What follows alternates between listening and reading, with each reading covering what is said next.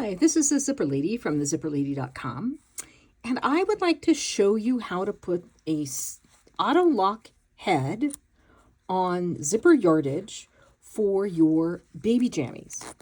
This is really simple to do. It's a lot less expensive than buying a separating zipper for your jammies because you just buy the yardage and the heads. And they're put on in a configuration so that the closed ends are next to each other with the open ends out. So this can go up into a collar or a facing at the baby's neck. And this could go down into the footy so that you can change the baby.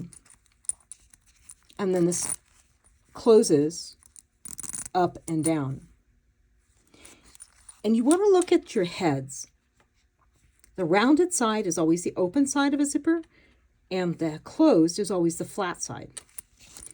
Here is the normal configuration for a bag so that they meet nose to nose, like this, or you can open it up both sides to put your hand in. But looking at the back, see the nose is next to the nose, and the closed end is over on the closed part of the zipper. And it's really simple to do either one of these. But we're going to do this one today. So basically, whatever you need, I always cut off just a little bit of coil up at the top. And what I do is that because it's going to go on open, and it's going to go on from the nose side or the rounded side, we're going to slide it on the coil and down that slot. Now I always have a tendency to push against it just so that it doesn't go away. And on this side I've cut off about a 1/2 inch of coil. And then the coil, the end of the coil, needs to go right there on the shoulder. And you slide that in so that the coil goes onto the inside of the head. Whoop.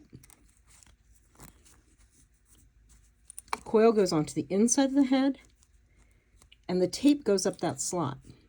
See how that works? Now then you're going to hold on to it and jiggle it on. Now remember, this is going to stay closed up here. You're going to open this up for the little foot.